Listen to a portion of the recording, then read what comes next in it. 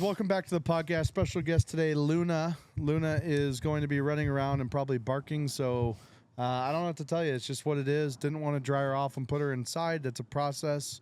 This is episode 11, Lawn Chair Sports. Thanks for tuning in. Today is a Too Deep pod. Too Deep is a great defense, but it's also what me and Andy are on a Friday recording a pod, which is Too Deep. So cheers, buddy. Surfsides. Cheers, baby. Let's do it. Alert, alert, alert. XRP is down 50%, so good time to buy. Our buddy just tried to buy it at 1.5. Order went through on Robinhood. XRP jumps up to 2, and they rejected his trade at 1.5. Robinhood is a bunch of scumbags, and they continue to show it. This happened before with Robinhood, where they denied trades. If you have money in Robinhood, watch out, because it's not guaranteed to be there when you need it to. So that's why our sponsor today is Edward Jones. Edward Jones Personal Financing.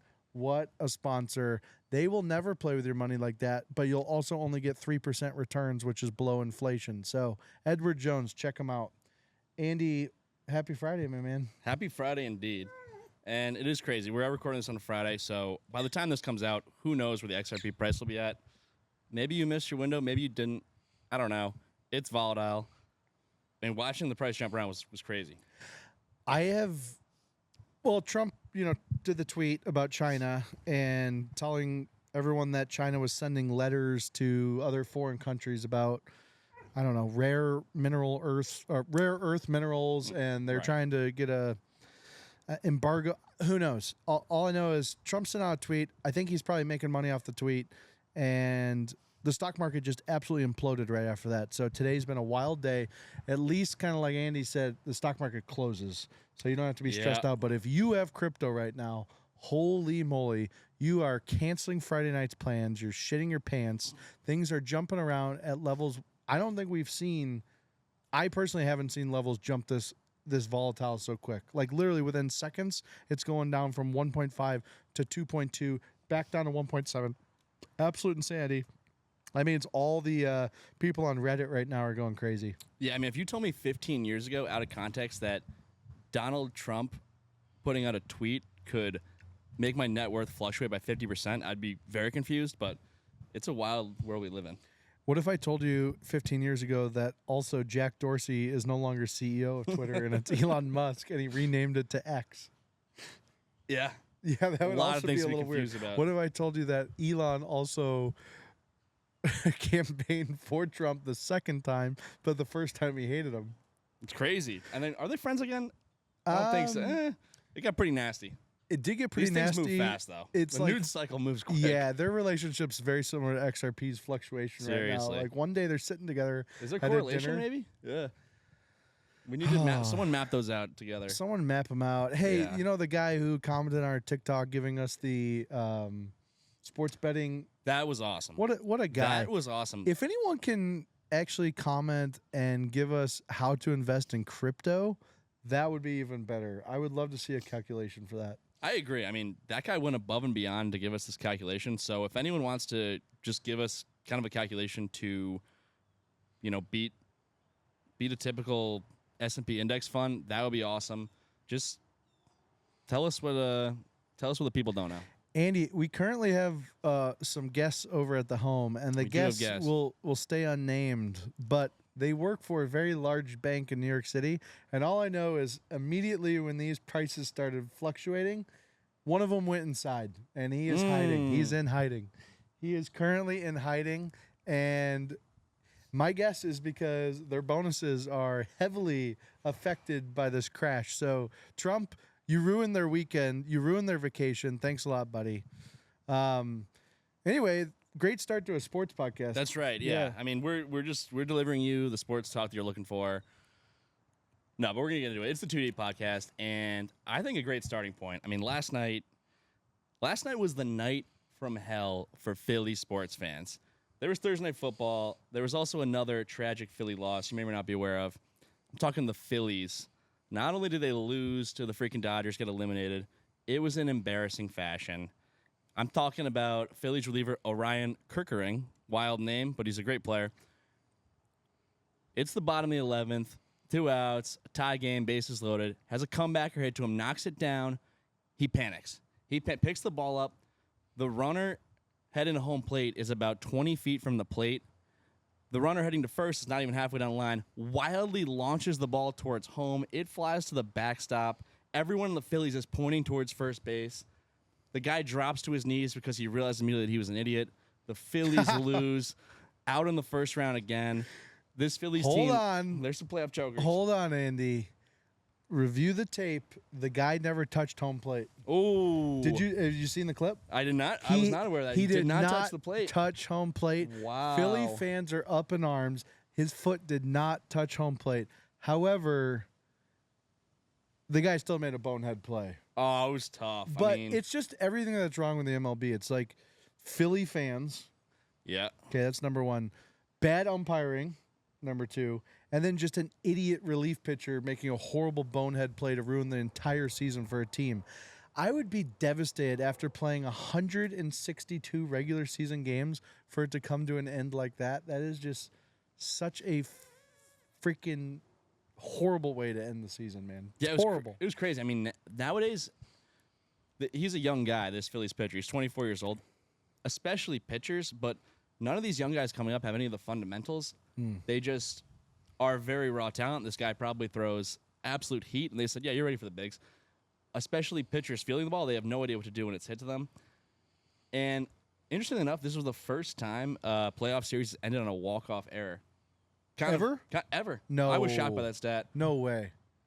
Crazy. Because That's people might such a think, oh, Philly Bill Buckner, thing. that was game 6. You know, That it's is wild. such a wild stat. Wow. It really is. Losing the Dodgers, I mean, they were a hard draw in the first round, Yeah. but this Phillies team now becoming kind of underachievers. They overachieved. They got to the World Series in 22. The last 3 seasons, they've lost to lower seeded teams.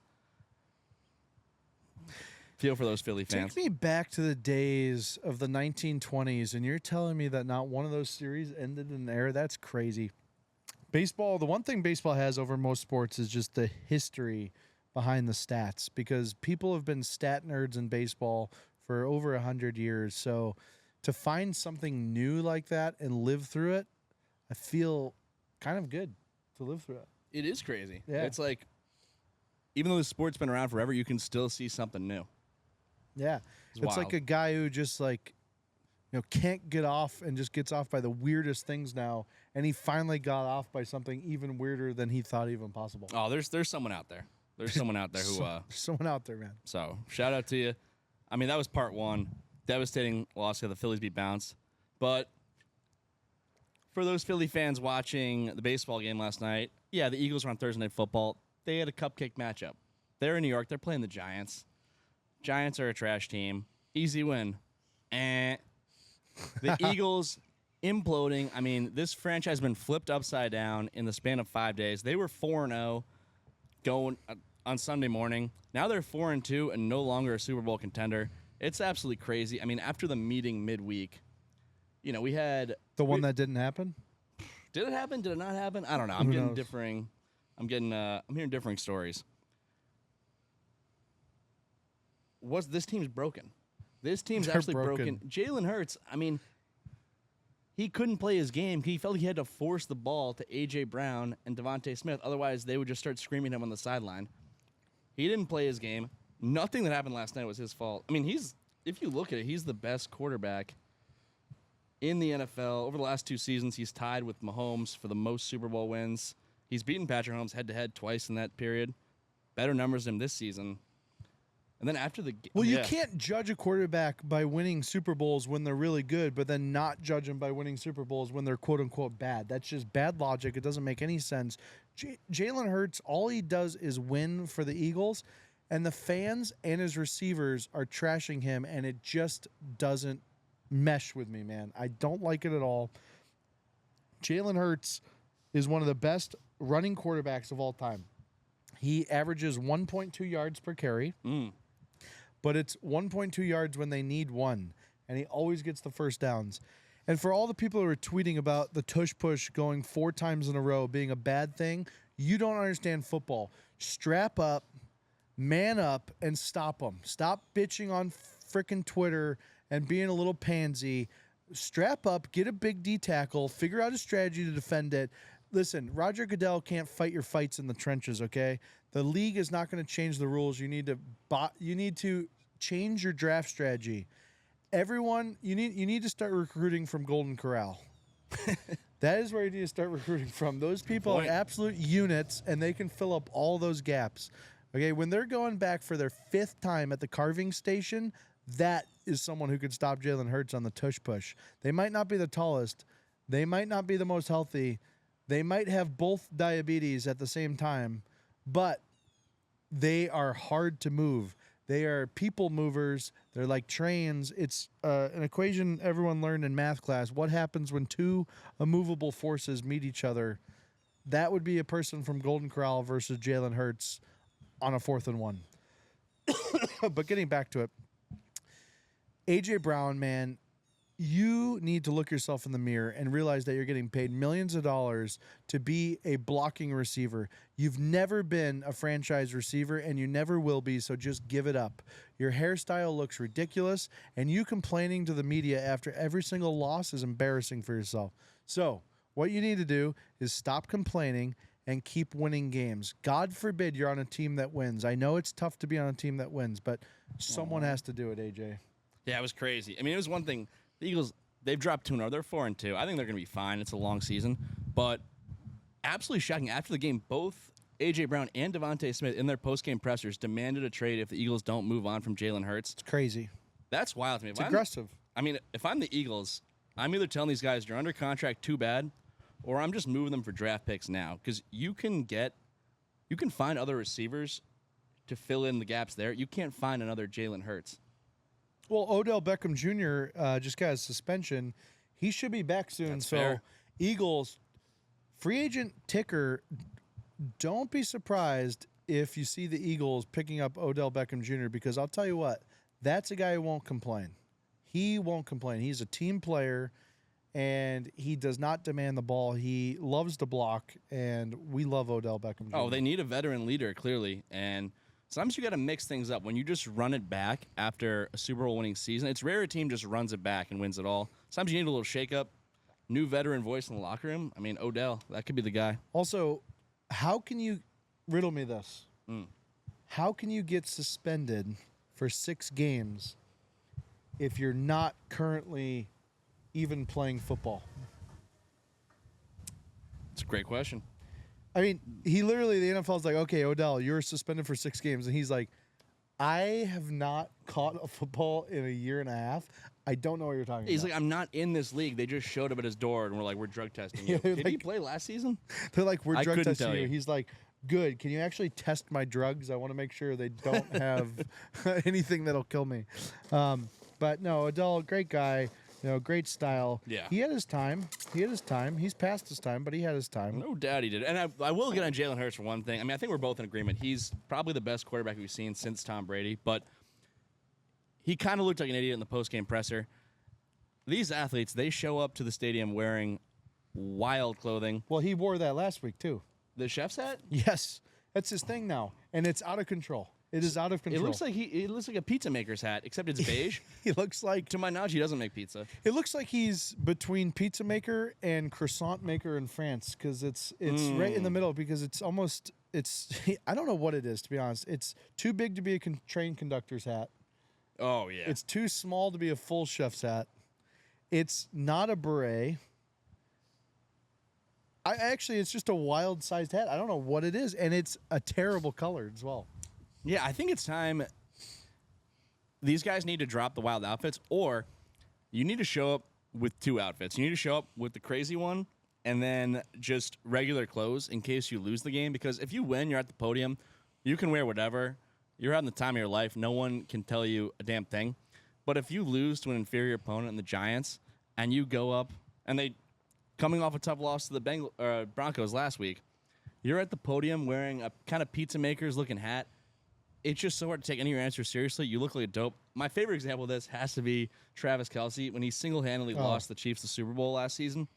Showed up in this kind of like orange, maroon, glittery jacket. I don't know why anyone would wear that for any reason, but him really sad after the game answering post-game pressure. It's kind of like Listen, you're traveling to that stadium. It's not the Come home on, stadium, man. so if you wear it there, you got to wear it back. Otherwise, It's just you do have to have a little foresight. Listen, if we lose the Super Bowl, you can't be wearing the glitter jacket. he thought they were going to do the three-peat. I mean, there's no way you show up to that wearing that thinking that the Eagles have a shot. So I'm kind of just digesting our conversation here, and I hear a lot online about AI slop. What if you didn't need AI to produce slop? What if you just needed 2 lawn chairs?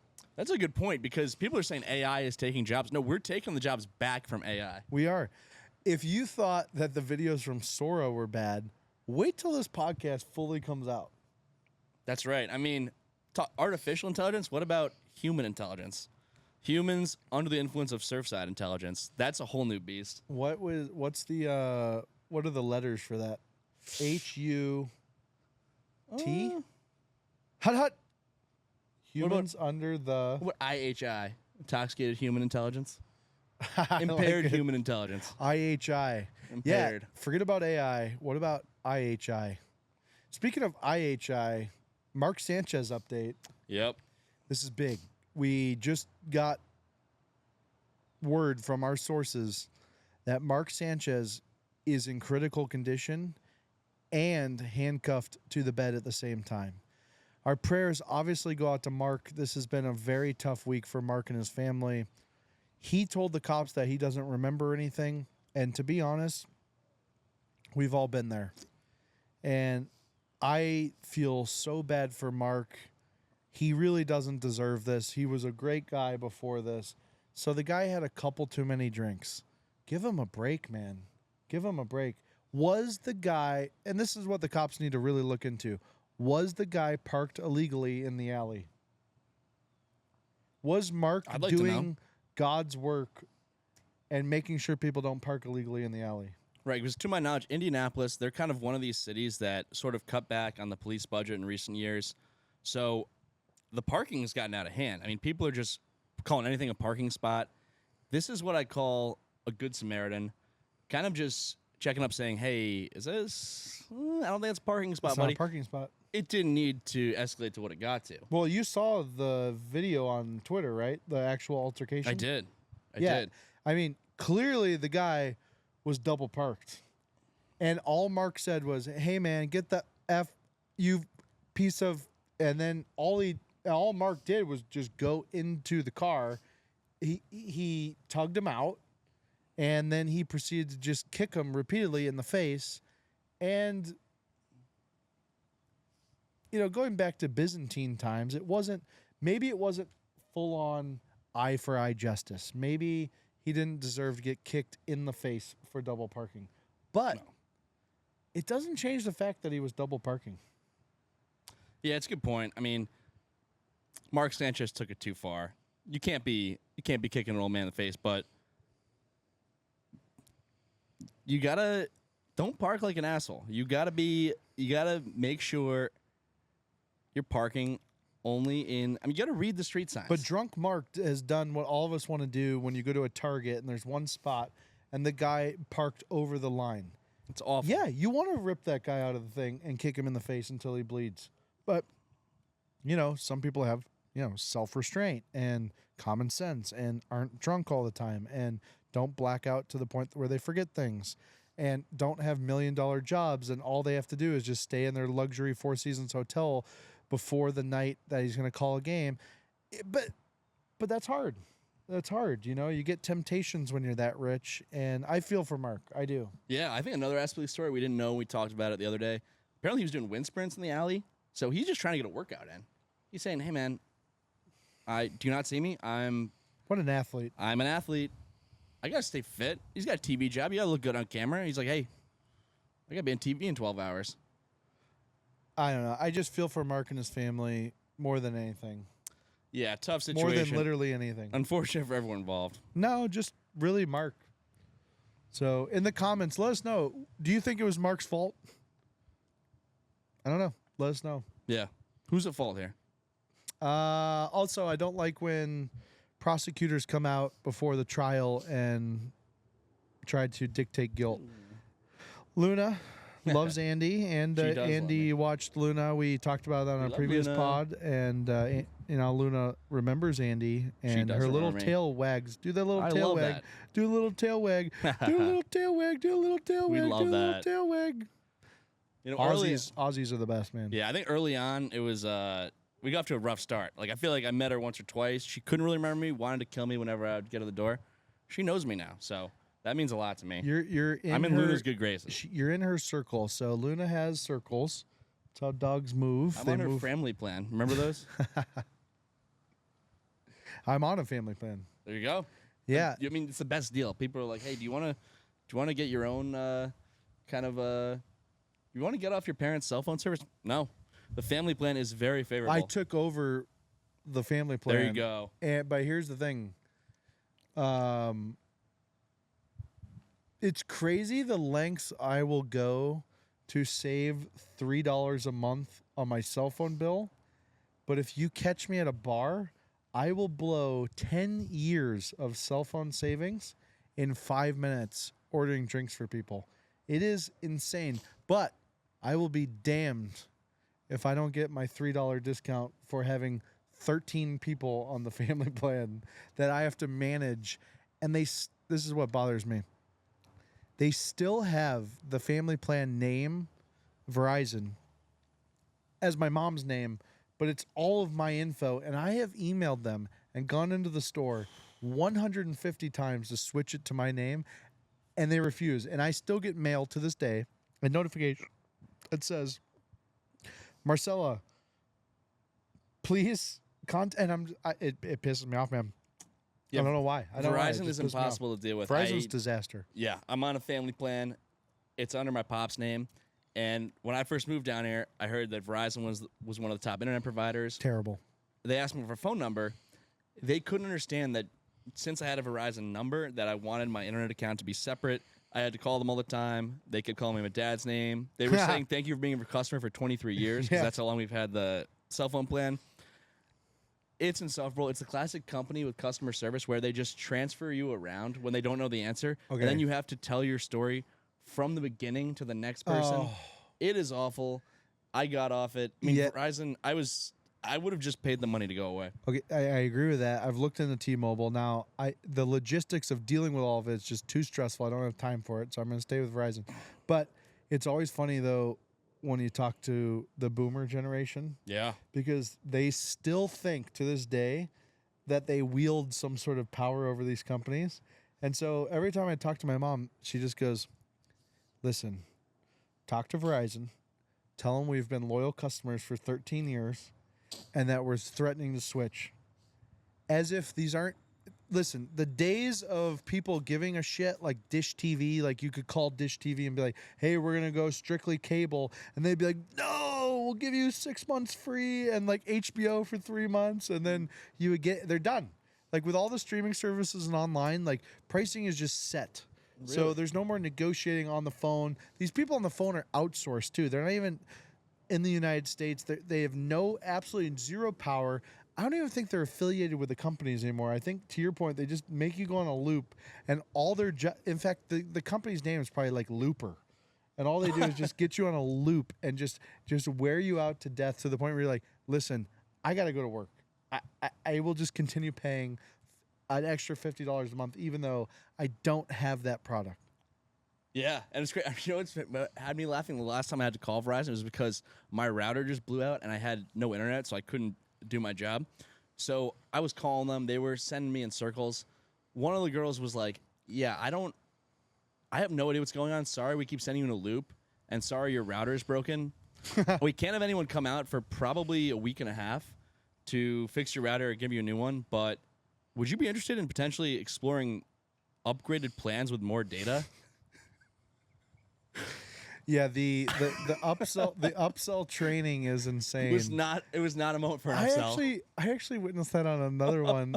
I was what was it? Oh, it was a furniture company. I had a coworker. I heard him over on the phone. They had on speaker, and it was like apparently they bought a warranty plan for their couch. Yeah. And they had a big tear, and I guess the people came out and identified that the tear was larger than normal and that it's not covered. So this was the phone call addressing that. And then immediately my coworker kind of like calmly just goes, listen, I'm not going to argue with this. I paid like a bunch of money for this extra warranty plan on a couch that really isn't even worth that much money. I just want to speak to a manager on this. And she goes, no problem. Also, I don't know if you've noticed, but online we're doing 20% off right now. And then my coworker goes, "Are you actually trying to sell me something right now?" She goes, "Ma'am, I'm just letting you know about a good deal. That's all." And it was just hilarious, man. The training level of these people is just so low. Oh, actually, you know what? My brother's calling me. This is the owner of the broken lawn chair. What a guy. I'm going to get him on. Our biggest fan. Zach, I got you on speaker live on the pod. Yeah, I was going to ask, when's it going to drop? Where's your predictions at? We're not doing predictions this week. We're doing a Too Deep podcast. Yeah, I don't know what that means.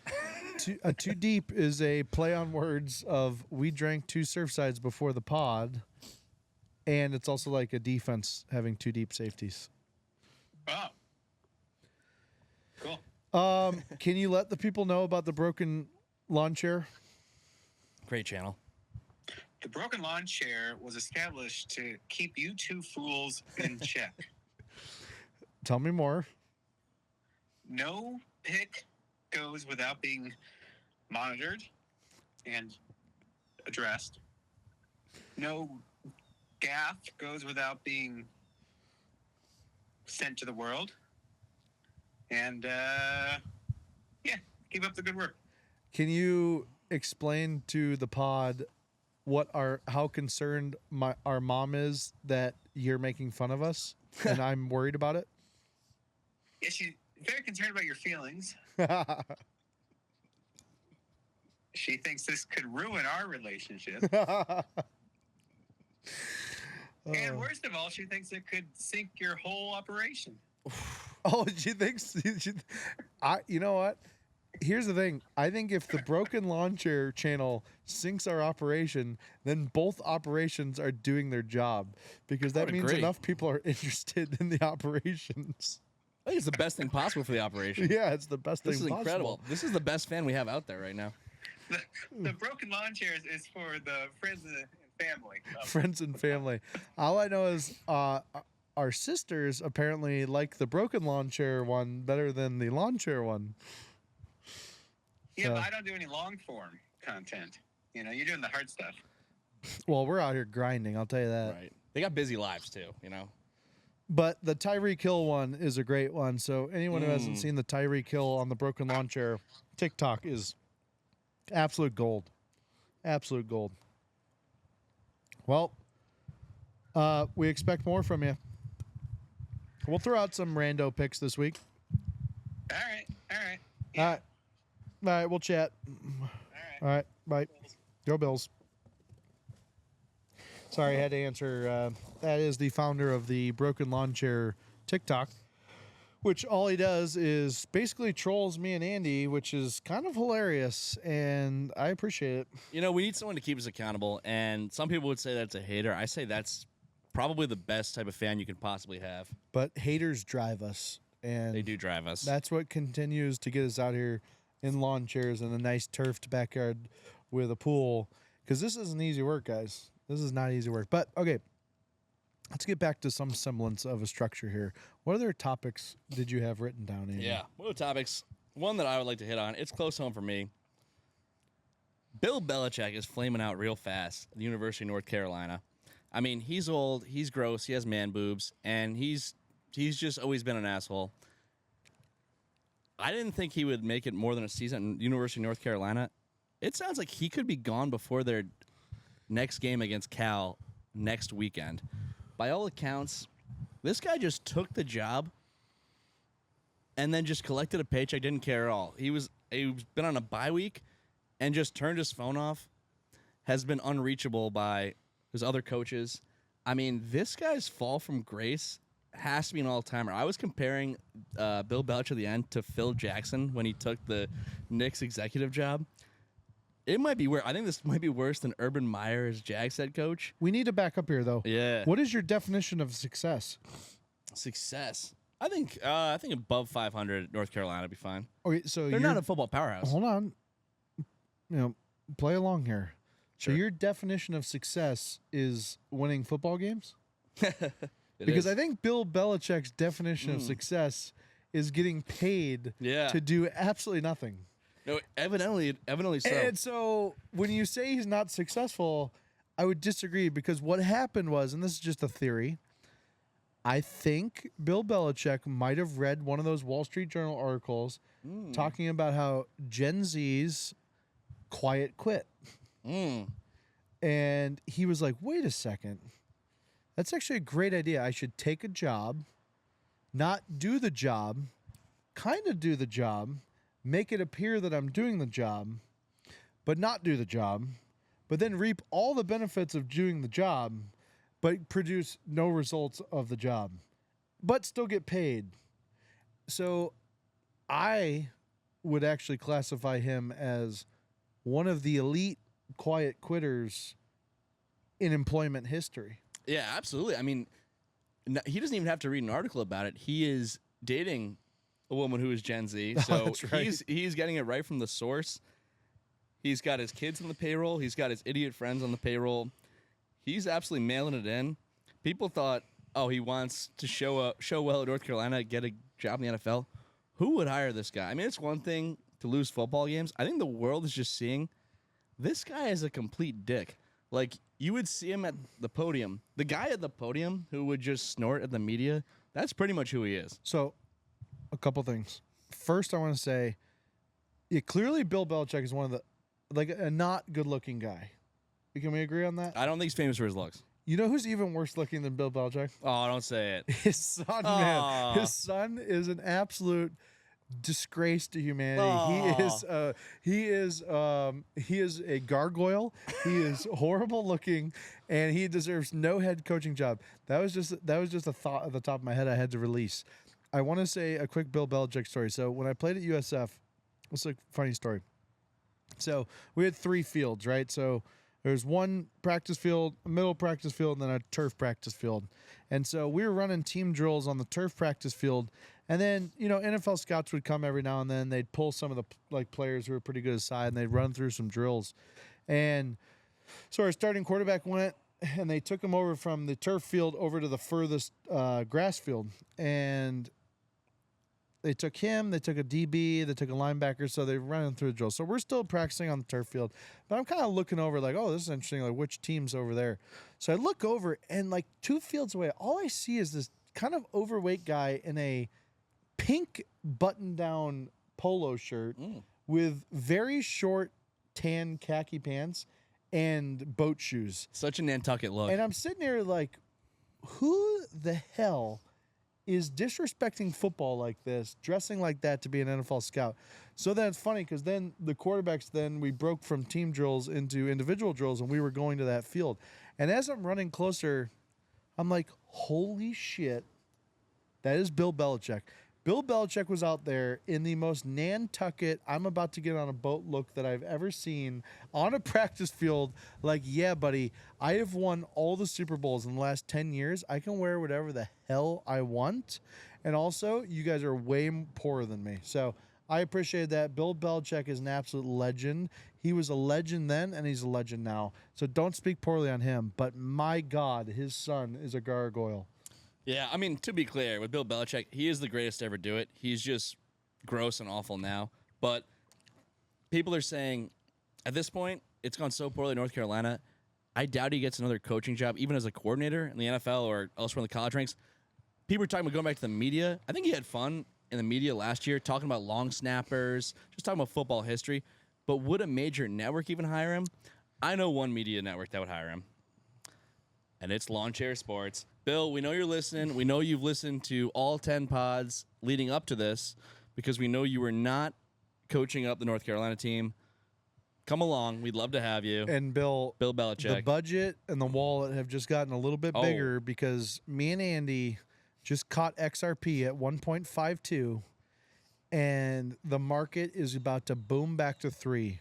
So we can pay you a very competitive salary. We will give benefits. Now, it's not going to be healthcare. There can No. be different kind of benefits, but not as good as friends with benefits, but benefits nonetheless. But one thing we will do is let your girlfriend be a part of anything she wants to be a part of. We'll let her on the sidelines. We'll let her on the That's right. podcast. Whatever she wants to do, we will let that happen. So don't sign with Barstool. Don't sign with Pat McAfee. Lawn Chair Sports is looking for a third personality, and no one's got a better personality than you, Bill. That'd be a great fit. Be a Great fit. I mean, not a great fit physically wise for the lawn chair, but a great fit personality wise. No question. No question. Bill Belichick, living legend, just doing it right. Keep All right. going, Bill. This is a tough one. You know, I don't like to get into We talking Zika upsetting- virus? upsetting topics like this in the podcast, but I mean, this is it's got a lot of people upset. Bad Bunny was announced as the halftime performer for this year's Super Bowl. A lot of people are up in arms. I mean, Trent, what are your thoughts? America. Just a quick geography for you guys. Puerto Rico is a part of the United States. I know you don't believe it, but you need to understand what a territory is, what a state is. But Puerto Rico is a part of the United States. So when you're tweeting saying the performer of the halftime show should be from the United States, you should probably go back and check your United States history and understand that Puerto Rico is a part of the United States. Now, I get it. For a lot of you who aren't very smart or maybe didn't go to school or even a good school, you might think, oh, he doesn't speak English, so he's not a part of the United States. False. Turns out there's people in the United States that speak a language other than English. It's shocking, I know. But I do agree with you guys. I think Bad Bunny was a horrible pick for the halftime show. I just wanted to point out that Puerto Rico is a part of the United States. However, NFL, horrible decision. Bad Bunny is not an artist that anyone likes who's watching football. I understand that they're trying to expand their fan base, but I don't know if racism has to be involved in the reason why we don't like Bad Bunny. Hey, man, your Spanish music is killer. You're one of the best artists in the world. I just personally don't like your music, and nor does anyone who watches NFL football. I think the Killers should have done the halftime show. People do love the Killers. Who doesn't? Yeah, I mean, I don't even fully know who Bad Bunny is or any of his songs, but that's a reflection of me. I don't know who anyone is. So I think people who are losing their minds over who does the Super Bowl halftime show, you actually need something better to spend your time on. I could not care less. I mean, I'm trying to think how awful someone would have to be for me to be upset they were doing the halftime show. I mean, if he were still, it would have to be pretty much Osama bin Laden for me to be upset that they're performing the halftime show. I don't care at all. Okay, but is that Osama bin Laden pre 9/11, or is that Osama bin Laden post 9/11? I think post. Did we So- know about? Was he a household name before? Yes, He was. the U.S. loved Osama bin Laden, dude. They propped Osama bin Laden up, and gave his whole family has ties to the U.S. So anyway, that's a whole other topic. That's our other podcast called Lawn Chair Government, and it's coming to a YouTube channel near you where we talk about conspiracy theories and why planes go into side of buildings. That's right. But yeah, it annoys me when people get too wrapped up in the Andy halftime wants to move show, on from that one. halftime show or other aspects of the Super Bowl or the commercials. I remember I wanted to kill my buddy a few years ago. He was out of town for the Super Bowl. He gets back from his trip. We're talking about it. I can't remember which one. And he was like, I thought the Super Bowl was great this year. And I agreed. He's like, the halftime show, the commercials. He's like, and even the game. That statement sent me. I'm a football guy. I don't care about the other crap. I don't remember any of the commercials. I didn't even watch the halftime show. To me, the Super Bowl is the game. I wanted to kill him. I wanted to pick him up and just throw him out the window of our little apartment at the time. I don't know. It's not for me. It's not for me.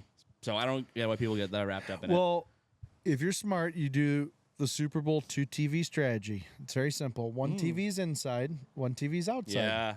For anyone who's an absolute loser and wants to watch the commercials and the halftime show, they sit outside. For anyone who actually wants to watch the game, they sit inside. The snacks for outside are vegetable tray, veggie dip, veggie straws, meatless tacos, and the food inside is pizza, wings, nachos, queso dip, guacamole. What else? What else is inside? Ooh. Oh, cheesesteaks, I would say, I feel like mozzarella sticks. oftentimes people have like a good 7-layer dip. Oh, 7-layer dip. What? And then outside they have non-fat yogurt. They have tzatziki dip. They have. Tzatziki goes hard though. We do like tzatziki dip. Yeah. Anyway, the point is, you got to have the 2 TV strategy. For people that don't like, you let them watch outside. People you do like, you let them watch inside. Yeah, that's a great call. It's just people have different interests. A halftime show, I don't know. Everyone's freaking out. I don't care.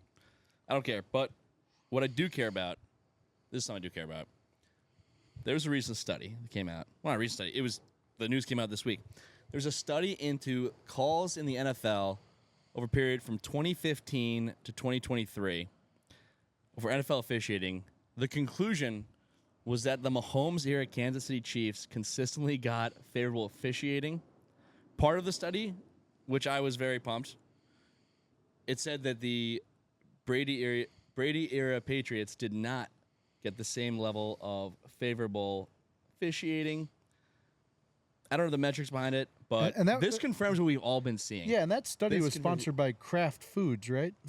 Actually, it was the University of Texas at El Paso, UTEP. Oh. El Paso, which is known for their great research, right? It is? Yeah, absolutely. UTEP, yeah, known for it's their right on the great border of research, U.S. and Mexico, so it kind of has, it's really kind of tapping into 2 different countries at once, giving them an advantage in the research world. UTEP, I guess it somehow involved other universities as well. Well, let me ask you this. If you had a debilitating, life-threatening disease, and UTEP came out with a new study that said, hey, we just researched this drug.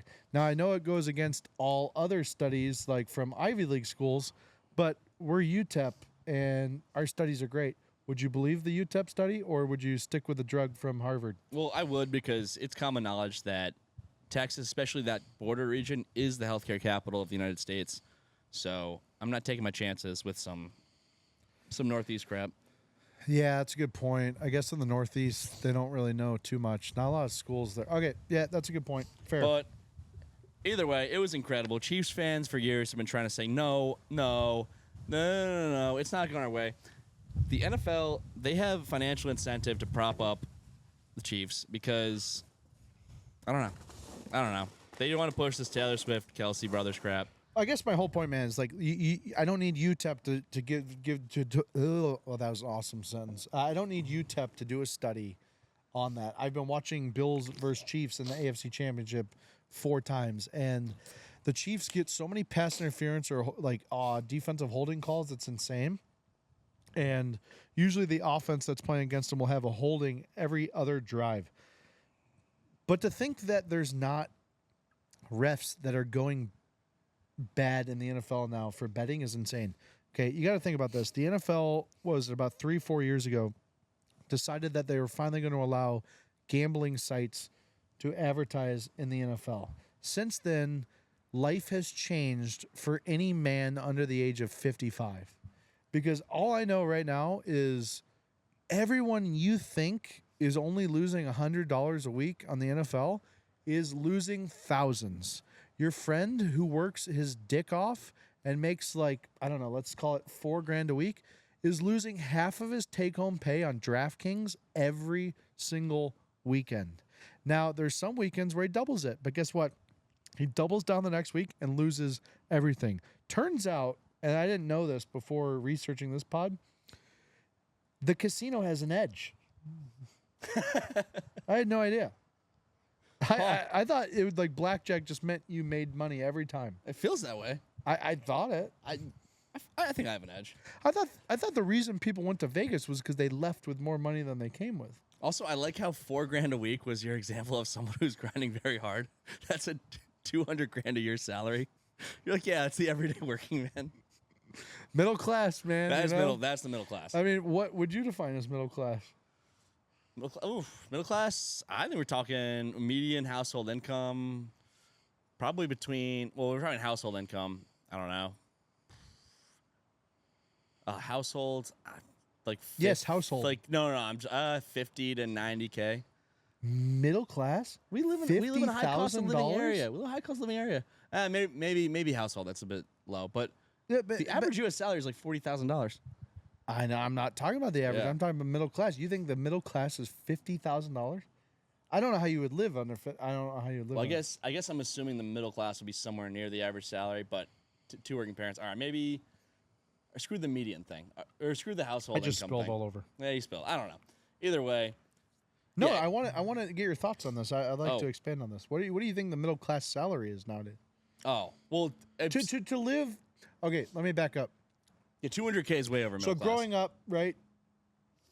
You know, never rich growing up, but no, I didn't struggle for the next meal. So I would consider not struggling for the next meal as kind of middle class. Now, I think middle class is still going to, let's say, the Olive Garden and not being able to order soda because it would cost too much. I think that's kind of like U.S. middle class. So you can still afford the endless pasta for $9.99, but the extra $2 for the Coke Zero would just kind of send your family over. Well, it is over somewhat a the trick limit. question because they do say the middle class is deteriorating. I know that. I know very it is. sad. It's not a trick question. I'm just curious. Like No, yeah. nowadays with inflation, everything's crazy, man. No, it is nuts. Whereas, yeah, like $100,000 used to sound like crazy money. Yeah. Now it sounds somewhat regular. Yeah, I used to So. think like if someone made $100,000, they were set.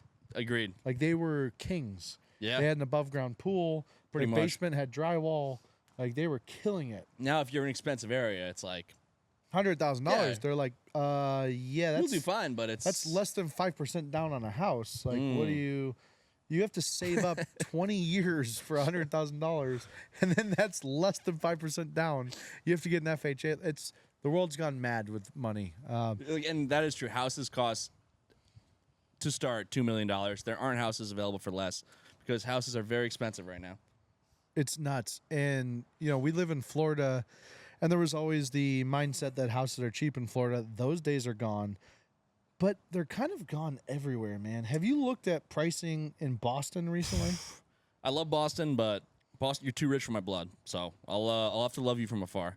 Where do It's messed up. I am curious though, from your experience living there, how do people afford to live there?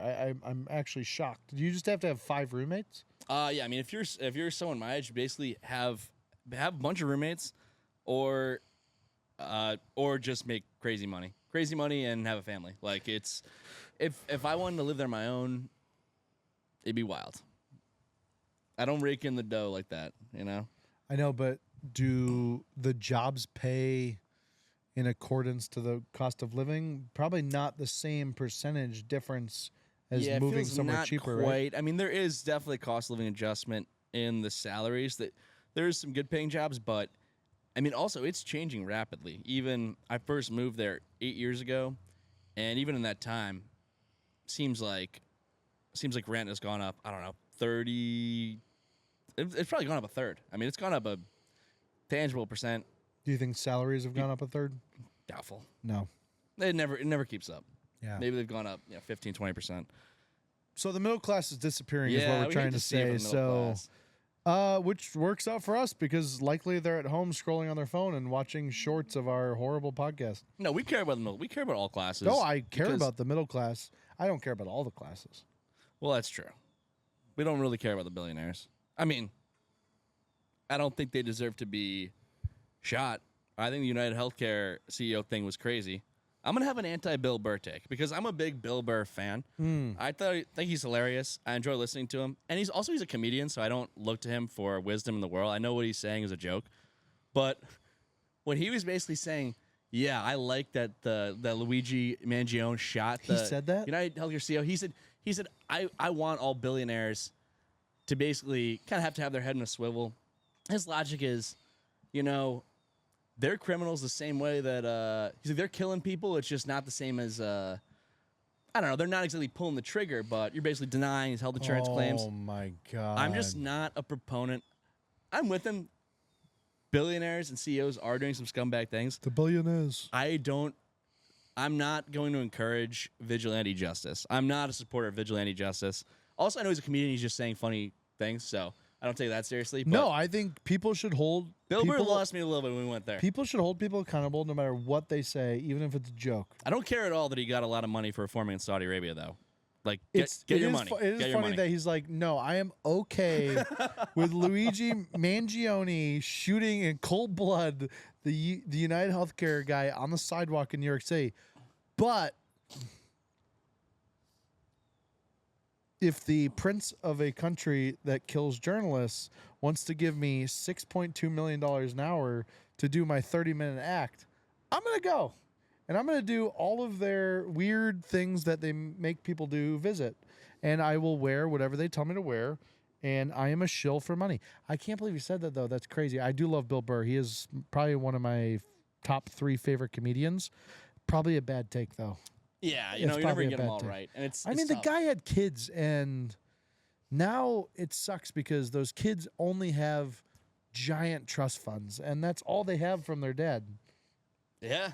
I mean, they're going to... That's a tough way to grow up. I just don't want to encourage these random psychos out there just go out and take things in their own hands. I'm like, let's pass some legislation to get these people their health care. Yeah. Get these claims filled out, but let's not encourage... We can't have just a bunch of drunk Mark Sanchez's around the world, Oh, my God. Yeah, I don't want random nut jobs thinking I'm going to solve the world by shooting a CEO. I don't think that's... the mark of a civilized culture. No, but they should go after the vice president. we like Bill Burr, but we don't. I don't agree with everything he says. But he's a comedian. He's not. That's another thing. People can't distinguish comedians who get their bits from. I got it. Yep. Let's do Top 5 comedian list. Oh, okay. Top 5 comedians current. They still doing shows. I'm not talking Richard Pryor. I'm not talking the dead ones. Not George Carlin. I'm talking current comedians. Top 5 list. Do you want to start, or you want me to start? How about you kick it off? Okay. My number 5, I am going to go with Sam Morril. Oh, he's very funny. Okay, very funny, very dark, very witty. He keeps his cool on stage very well. Sam Morril coming in number 5, and that's a pretty high praise for kind of where he is popularity-wise, but I like him. I like his stuff. All right, I'm going to number 5. He's a friend of Sam Morril, I believe. I'm going to go with Mark Normand. He's very funny. He makes me laugh. He's just got a great delivery.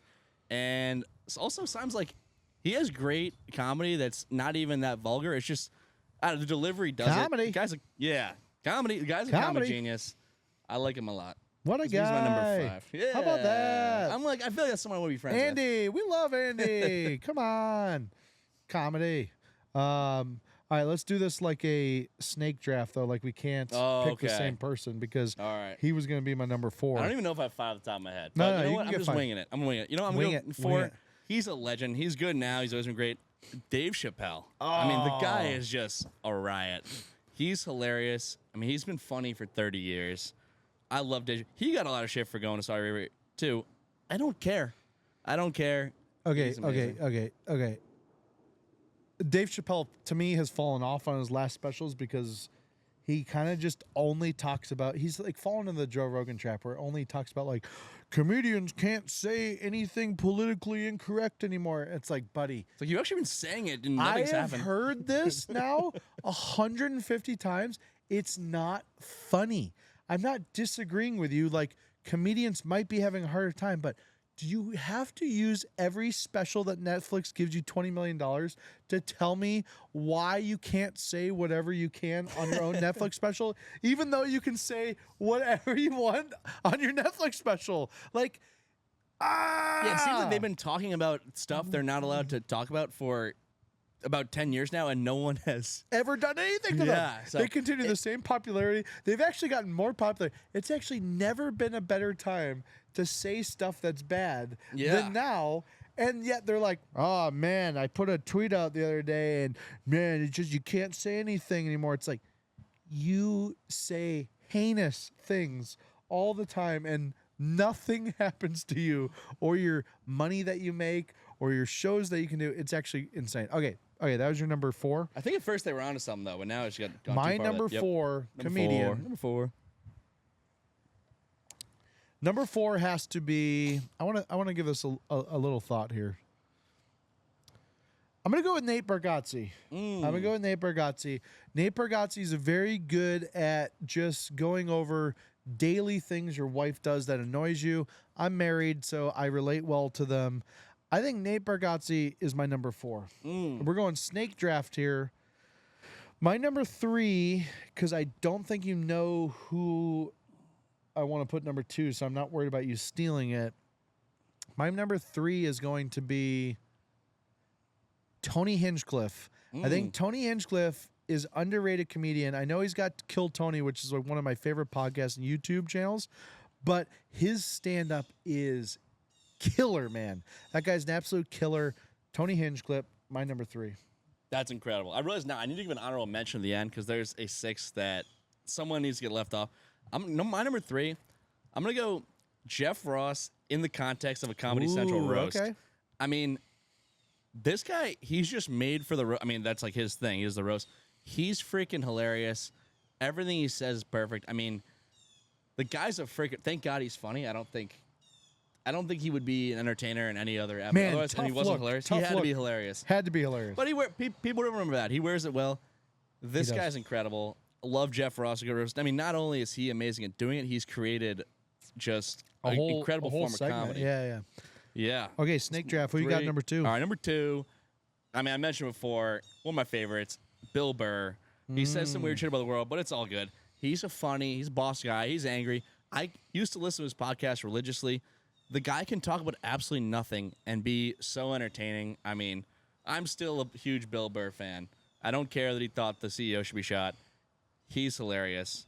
I mean, Bill Burr is so good live, man. He is his energy I need and to see that. his aggressive attitude is just so awesome. It's such a Boston attitude. I love it. I love Bill Burr. It's a great pick. My number 2 is going to be Tim Dillon. Tim Dillon, gay guy, which is hilarious because he doesn't seem gay when you hear him talk, but he is gay, which kind of makes him even more funny, and he knows that, so he's like in on that joke. But Tim Dillon has his ascent into the comedy world really happened after he got his first appearance on Joe Rogan. But his podcast is great. He's hilarious. Tim Dillon, if you don't know him, watch his stand-up. He had one of the best live shows I've been to in the last 10 years. So my number 2 is Tim Dillon, which leads me to my number 1, okay? He's the king of comedy right now. He's the king of comedy right now. He's an absolute bro. He's an ex-football player. Kind of looks a little bit... Shane Gillis, man. He's taken over the world by storm. We love him. His attitude's fantastic.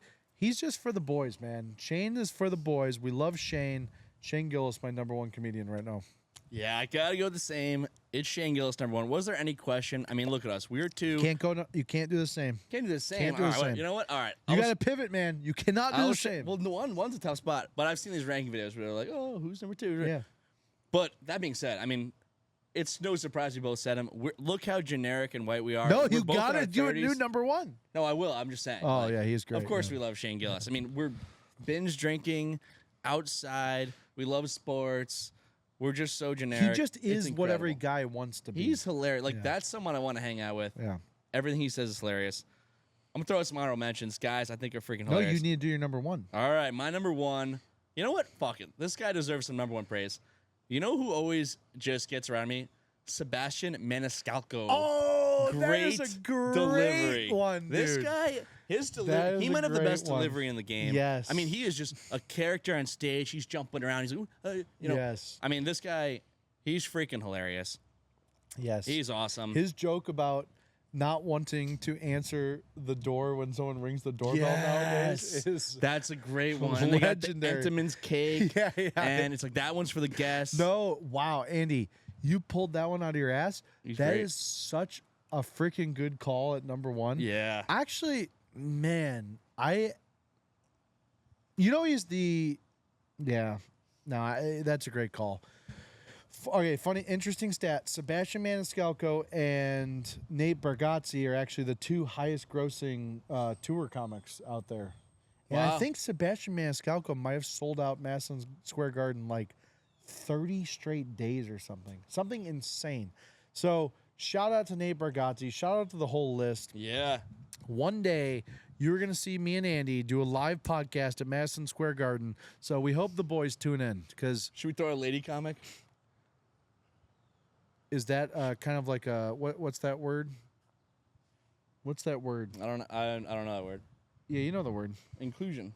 No, not inclusion. We hate inclusion. It's not onomatopoeia. It's like little big boy. What are those called? Like a little big boy. like where it's like two things that are opposite, but you say it in the same thing. Oxymoron. Yeah, oxymoron. You this said lady guy. comic. Go ahead though. Who do you think's funny as a lady? Which is All right. hilarious. I got a couple. I got two that I think. A couple. Oh, Oh come on my now. god, man. There.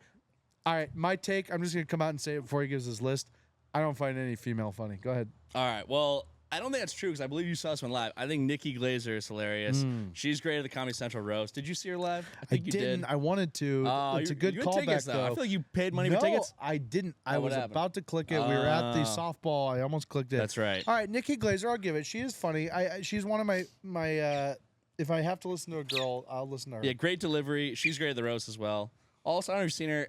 Taylor Tomlinson. She's quite funny as well. She's Is big she on those. huge? No, she's Oh. like very like regular size, blonde, funny When you delivery. say regular size, like Actually, like pretty like in shape. Is but she like huge? no, like Oh. regular size for like a celebrity performer.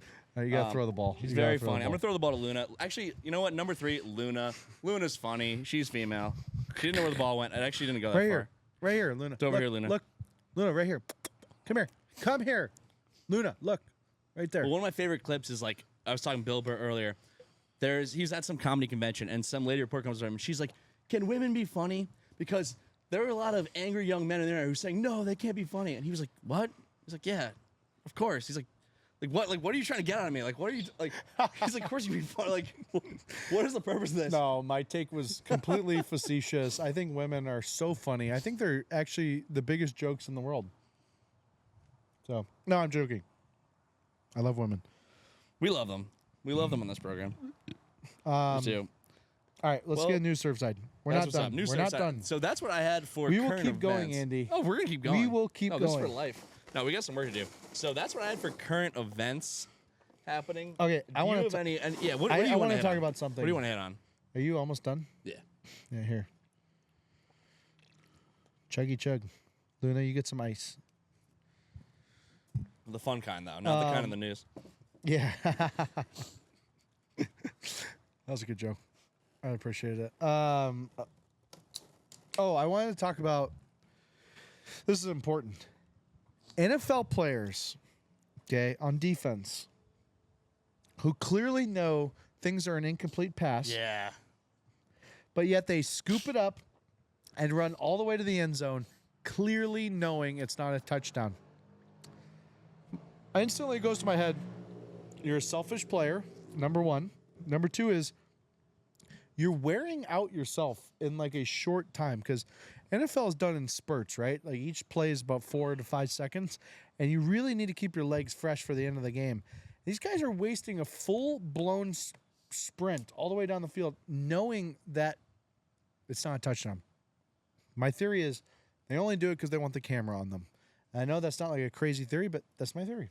Yeah, it is tough because in some way I like playing through the whistle, but when I'm watching this on TV, I know they got a different view when they're playing on the field, but when I'm watching that TV camera view, it is so stupid. It is so clear this is an incomplete pass. I mean, we're talking like a ball that was batted into the ground at the line of scrimmage. It's just the guy's running it back, ready to celebrate the end zone. It's like, dude, I hate it, but I get it. You also don't want guys just kind of standing around thinking the play's over, but I agree. One of the more infuriating things to watch on TV, what are these guys doing? They do so, and that's a good point. That you were tiring yourself out for no reason. Just no reason. And You got to play another snap. they know it, man. They know it. All right, guys, timeout, timeout, timeout, timeout. Yep. Timeout on the field. I had to pee. You guys is brutal. Huh? You brought it up, man. I was like, yeah? Crash into the plane, like towers? Yeah. That's tough. Well, I'm like, yeah, I would not want him. All right, we're back. Pee break because back. this is a Friday pod, not a weekday pod. Luna, grab your ball. Grab We your love ball. Luna's ball. Um, Luna, ball. So, what were we getting into? I think we were talking Osama bin Laden, right? No, yeah, I think we're all set there. Oh, we're all Were set there any there? other current events you wanted to get into? Current events. I mean, immediately what's coming to my head is things that you probably wouldn't want to talk about on the pod. So, Such as? well, the war in Gaza, man. Huh. I don't think we should touch it. All right, I've got something I want to get off my chest. Come okay? on, get off. We're getting back to the sports world. We need more coverage about the Kelsey brothers. And what really struck a nerve, so we're not the biggest college football guys, but last Saturday we were chopping it up. We were betting on the games. We were watching the Cincinnati game. Okay, people had some money on it, and we were just having the time of our lives.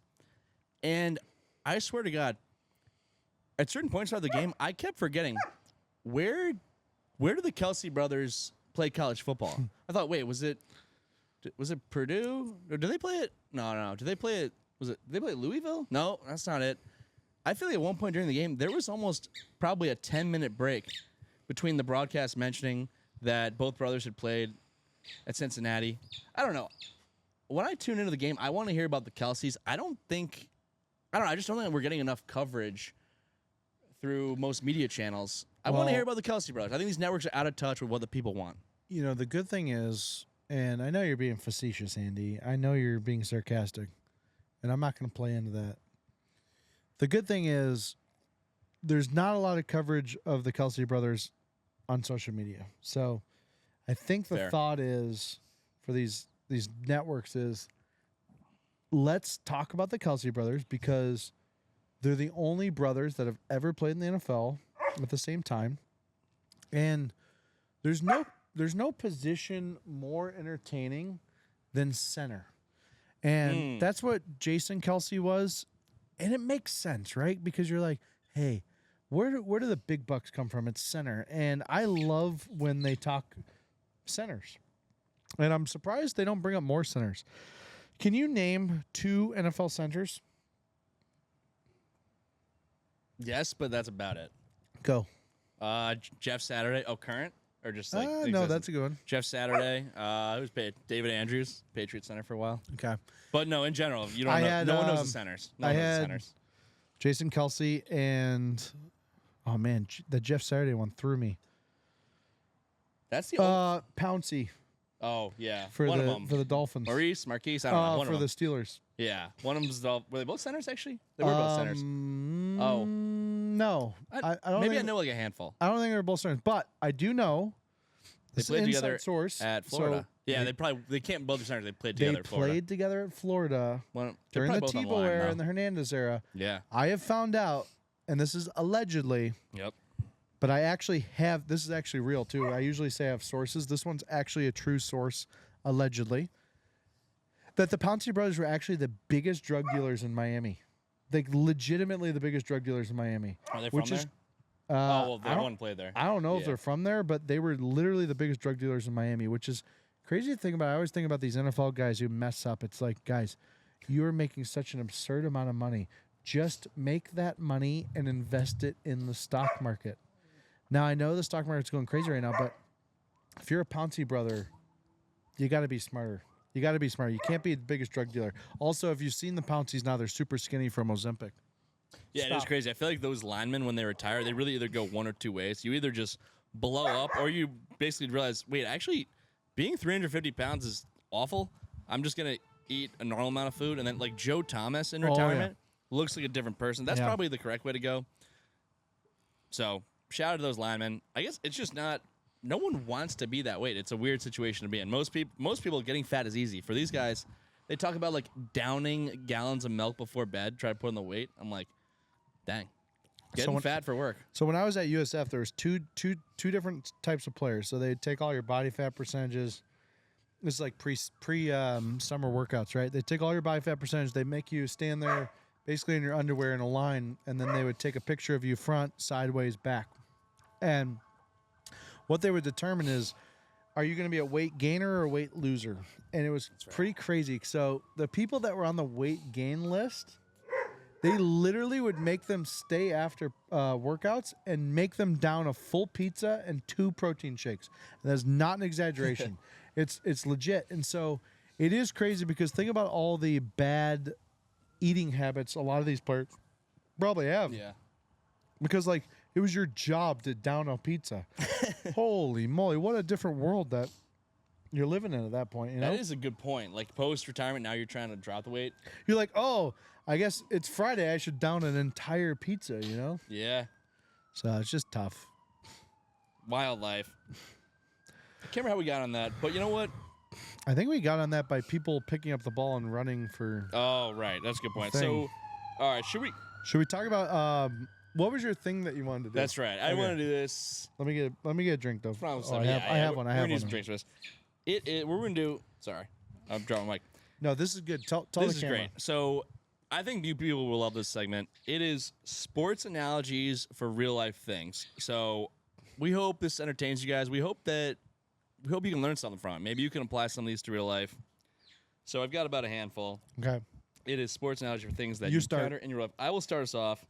Okay, here's one. You'll get it once Andy gives you You'll the first understand. one. Go.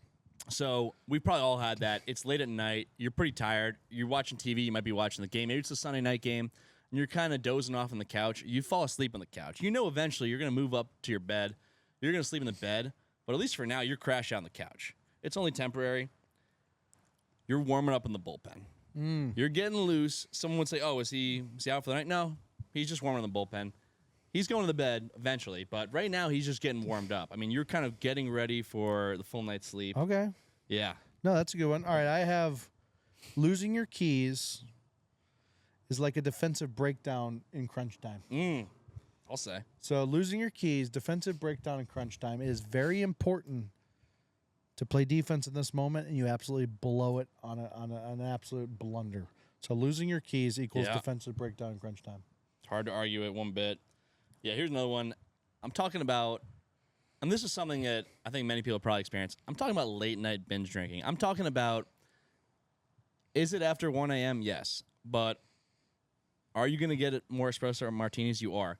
Because what you're doing, you're making a win now move at the trade deadline. You're prioritizing the now over the future. You're saying, this is my opportunity. I'm pushing all my chips to the table right now. Future me, I don't care about that guy. And these often occur in tandem. Then the next morning, you're hungover. I mean, you just have no energy. You got dead cap money. I mean, you're in salary cap jail. It's just past you, put current you in an awful spot. But that doesn't mean your day is completely shot, because the Rams, after they won the Super Bowl, I mean, they went all in, high-priced roster. They went and got Matthew Stafford. People said, all right, well, their cap situation is terrible. Yeah, they had one really down year. They've been pretty serviceable. I mean, that's like the guy who's hungover, but he still manages to go for a run and get groceries on Sunday. All right, I have kind of jumping on you Yeah. is after blacking out, trying to piece together your full night equals post-game film review. Ooh, yeah. Okay, so you sit down with the team, the boys, and you guys kind of have a little chat about what the hell happened last night. That is post-game film review. No, and honestly, those film sessions are crucial because you got to learn from it. I mean, you can't make the same mistake twice. So, All right, I'm going to go with the next one, too. Yeah. Being the drunkest one at a brunch is like over-celebrating a wild card series win. okay. So Yankees makes a did it lot of recently. sense. So, great win, right? Like brunch. It's not going out, but it's like a good win. And you're over-celebrating. You get absolutely hammered at brunch. Yeah. No, that's a great call. It's a little early on. You got a long day ahead of you, so you don't want to get too excited too quick. All right. My next one, we probably all have a friend who, you love this friend. They're awesome. You would never write them off for anything, but sometimes they can be a bit much. It's like you love them, but they have their flaws. Some people would say, they're good in small doses. I would say no. They're not an every down back. That's what they are. They're third down back. It's like they're good sometimes. You would never drop them out of the rotation fully, but I mean, they're not taking every snap realistically. That's just not a winning formula. All right, mine is at work. It is sending an email to the wrong person, and that's the same as throwing a pick six. Ooh, yeah. Same as throwing a pick six. It was a bad read. You didn't see the defender. You sent the email to the wrong person. Yeah. No, that's a classic one. I mean, No. this is the last one that I've got on my list. It's someone you got someone who is just the life of the party. I mean, when they walk in, the entire room changes. That's a receiver who takes the top off the defense. I mean, everyone is waiting around. They're like, where is he? You know, where's Billy? Like, this guy, when he walks in, he's getting everyone fired up, take shots. He's wild. I mean, people are going to get mossed. This guy is just incredible. He changed the entire – he opens up the offense for people. All right, my last one is – hey, Luna, that's fantastic. My last one is updating your LinkedIn is entering the transfer portal. Wow. Yeah. It really is. Yeah, it's like, It honestly is. It's like you see your coworker and you take a peek at their LinkedIn and suddenly AI has written an entire new LinkedIn profile for them. That is entering the transfer portal. Yeah, and transfer portal was a great one. It also, I would say up to your LinkedIn, it's almost the like real person who has an actual job equivalent of just taking down all of your current team photos from your Instagram. Ooh. I think AJ Brown has done that multiple times. Any diva receiver has done that a handful of times. And Do you have any more? Pretty much your. I don't, but let's just keep riffing. Do you have more? I do have more. Keep them going. Keep them going. All right. Let's see. All right. Saying I'm never drinking again after blacking out is the same as like a first press conference in the off season where the coach like lays out how the team's going to win the Super Bowl, even though everyone knows the team's going to go 3-14. Yeah. Yeah, that It's can like, be a tough one. dude, I am never drinking again. Yeah, don't And be talking you Super Bowl. know that guy is about to drink in 2 days. Guaranteed. Yeah. You have no more? Come on, think of one. Oh, I'm not as good off the cuff, but you know what? It's marinating right now. You got any more? All right, let's go. Okay, so I struggle with this a lot, but it's if I buy meat and I know it's going to go bad, you got to put it in the freezer. But then forgetting to take the meat out of the freezer to thaw for dinner that's just bad clock management. Oh, That is definitely just bad bad. clock. That is that's absolutely just bad clock management. clock management. That's terrible clock That's management. just poor game management. You should have known when to take the chicken out of the thing. And yeah, that's just that's another one. Okay, I got another one. Yeah. So doing any yard work is equal to playing through an injury. So Hard to argue. yeah, it's like doing any yard work is just like playing through an injury. It's not something you want to do, but you have to do it. And sometimes you just are the MVP of the house if you just motor through and do the lawn work. Yeah, you're going to post even though it's not what you want to do. I do have one more that Go I'll ahead. share. It would probably make more sense for you to say than me, but I'm going to say it anyway. It make more sense because Trent's married and I'm not, but I'm talking in the dating world. You find a woman that you were just she's great. I mean, you think very highly of. You think this could be the one. You found a franchise quarterback. Because not every quarterback out is a franchise quarterback. Yeah. You're saying no. This is who I'm building a team around. This is gonna be my rock. That's a franchise quarterback. That's amazing. Yeah. Okay, I got one.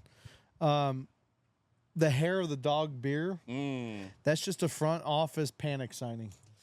That's just a front office panic Yeah. signing. It's a short-sighted move. The hangover is coming, and you're not willing to admit it. So you sign Odell Beckham Jr. You sign Jacoby Brissett. You sign Joe Flacco mid-season because all your quarterbacks got hurt. So that's what I got. Yeah, I would say probably just sending a very risky text or kind of outreach when you're drunk, where the chances of it working are probably under 5%. The chances of you looking awful way higher. I feel like that's an onside kick to start the second half. I mean, it is just. And the Super Bowl. Yeah, the odds of this Yeah. working are slim. But Yeah. if it works, I mean, you were a legend. People can talk about for years. It's got to work. Otherwise, it blows up in your face. That's amazing. All right, last one I got is ignoring your wife's texts. That's just NBA load management. That's just load management. Oh, that's a great it's a one. long freaking season, man. And sometimes you just have to ignore a couple texts because you got to stay healthy for the playoffs, you know? That is hilarious. You know what? It's actually funny. I was on a bachelor's trip recently. People were outside. People were like stargazing. It was late at night. We were like watching the stars. It was real quiet outside. One guy comes out hammered. He just wants to he's talking rapidly about like constellations, all these things. Wants to talk politics. Everyone's like, he's not reading the room, even though they're outside. And someone was like, "Hey, listen, can you kind of tone down a little bit?" He got pretty upset. And I was like, it's load management for talking. It is load management. Sometimes it's just like, save some of it for later on. He got pretty upset, but we kind of all agreed. Load management for speaking. Okay, last thing we're going to do, because the pod is dragging. It's tough. I think we should do our top 5 NFL teams power rankings right now. Of course. I'm going to start it off. Number 5, I have the Kansas City Chiefs at number 5. Don't count out Patty Mahomes yet. The Chiefs are not having a good season, but they will heat up. They'll get in the playoffs, and they're going to be dangerous in the playoffs. All right, number 5. I've got the Jacksonville Jaguars. Liam Cohen, he's going to win Coach of the Year. Trevor Lawrence, looking like that guy who everyone was tanking for years ago. I mean, they're serious. They're in the mix. They might win the AFC South. Give me the Jags. People are fired up in North Florida. I haven't talked to them, but I think they're fired up. Yeah, you don't want to talk to them. No, I don't want to. No one wants to go to North Florida. Number 4, I have the San Francisco 49ers. I have Mac Jones-led San Francisco 49ers. Mac Jones. No, San Francisco 49ers, number 4, only if Mac Jones is playing quarterback. Yeah, it's a good pick right there. Mac Jones, absolutely electric right now. All right, for my number 4, it comes with a caveat. I'm going with the Cleveland Browns if Shadur Sanders is the starting quarterback, because we saw this kid absolutely dominate the college football world. He's explosive. He's got a cannon arm. He can do it with his legs. The Browns have traded Joe Flacco away. He's the number 2. It seems like there might be a light at the end of the tunnel. He could get on the field. We know their defense is elite. Kevin Stefanski's won Coach of the Year twice before. I mean, the division's breaking down. There's an opening. Cleveland, is this for you? Could be. My number 3 is the New York Giants. Jackson Dart and Cam Scadaboo have changed the culture, and the Giants are staring a playoff berth right in the face. Those are just awful people to have change your culture. I think I hate them. I saw an article on my ESPN app the other day. It said why everyone loves Cam Scadaboo. I don't like articles or people who talk in superlatives. They did not consult me. I don't love him. I think he's basically CT as a person. I don't find it endearing. He's very annoying. Other people like him. And since these two guys play in New York, we're going to have to hear about them 10 times as much as we would if they played in God knows where else. It's annoying, but that's a good call. I mean, they're back. They're beating good teams. I mean, they just beat the defending champs. Don't count out Brian Dable. Yeah, that's good. I mean, they made Josh Allen. So yeah, great shape too. Oh, I mean, he's in Ozempic. My number 3, it's the hometown Tampa Bay Buccaneers. They're legit. They're a Super Bowl contender. I mean, Baker, he's one of the best quarterbacks in the league. They already had a great receiver duo, Chris Godwin, Mike Evans, and Buka has emerged. Bucky Irving's the top running back. I mean, they just got that grit. They pull these games out. That's a team that's made for the postseason. Like, if you see a team that's just blowing everybody out, that's great. But playoff games are going to be close. You're playing good competition. They can hang with anyone. Bucks, serious threat to win the whole thing. Watch out for your kneecaps at number 2. The Detroit Lions are in town. Dan Campbell and the boys are fired up. Amon-Ra St. Brown, best receiver in the league. Jared Goff has the boys rolling. Great job by the front office at trading for a pick to get Jahmyr Gibbs. Gibbs is sneaky fast, can get around the edge like no one else. The Lions are just so tough to play against because their offense is just electric. They kind of remind me, Luna, you are ruining my Lions take. Does not like the take. They kind of remind me of the Rams back when they were in St. Louis and they were the greatest show on turf. I think Jared Goff, Amon-Ra St. Brown, Williams, put in Gibbs in there, put in Montgomery. They're the greatest show on turf since the Rams played in St. Louis. Watch out for your kneecaps. Dan Campbell is coming. Yeah, I like that pick there. And I think they do play on turf still because they're indoors. A lot of teams play on turf. Excuse me, we love turf. We do love it. And number 2, I've got the Buffalo Bills. I think they have a great chance to get to the Super Bowl because the AFC is opening up. We thought when the season started, Chiefs, the Ravens would be a threat. Ravens have completely quit on their coach. The Chiefs' window is closed. They don't care anymore. The Bills are the clear favorite. They took a loss last week, but I personally thought if Josh Allen kind of threw his arms up in the air in disgust to the ref a few more times, that might have made the difference. They could have pulled it out, stayed undefeated. I mean, this team is just absolutely loaded. He's a former MVP. How can you not account for the Buffalo Bills? No one circles the wagons like the Buffalo Bills. They are my number one. There's no way anyone's beating them this year in the playoffs. I want to make that caveat. Josh Allen is the clear front runner for MVP. I don't want to hear anything about Baker Mayfield. I don't want to hear anything about Sam Darnold. And I definitely don't want to hear anything about Daniel Jones, even though he's a friend of the pod. We love Danny Jones. Danny Dimes, one of the best QBs in the league. But the Bills are number one. Until further notice, they're the kings of the NFL. Yeah, that's a good call there. I got the kneecap biting Lions at number one. I mean, Dan Campbell, this guy is just out of his mind. He's wild. Is he on steroids? He might be. I don't care. It's not steroids. It's testosterone replacement therapy. It's TRT, I believe. They drug test the players. They don't drug test the coach. I don't want them to. He consulted with Joe Rogan for that, by the way. I mean, you'd be a fool not to. You'd be a fool not to because that's where the best athletes go for fitness advice. It's incredible. I mean, this team's rolling. People wrote them off after one game. They had a hiccup in the play. You ever had those? They stink. They had that in the playoffs last year. They lost to Washington. People thought they were done. No. That is going to get them fired up. They got a chip on their shoulders this season. You predicted Lions Bills at the beginning of the season. Not looking too bad right now. Not looking too bad. Okay. That's the pod. Absolutely out of control. We were all over the place. From Donald Trump to XRP to Dan Campbell. We've gone full circle. I will say, anyone who fucking... Oh, pardon my language. Anyone who fucking comment... No one's listening at this point. Anyone who fucking comments on this YouTube video about the lighting change from the beginning of the pod to now, well, you don't understand how hard it is to film an hour and a half podcast when the sun goes down behind a building. So, sorry I didn't change the f-stop, you bitch. Anyway, that's all I had to say. Yeah, great pod. I mean, this is a great format. I think this is what people want. Hey, cheers, Andy, to the first Too Deep pod. There's many more of these to come. All right, now I think it's time to black out. We love that.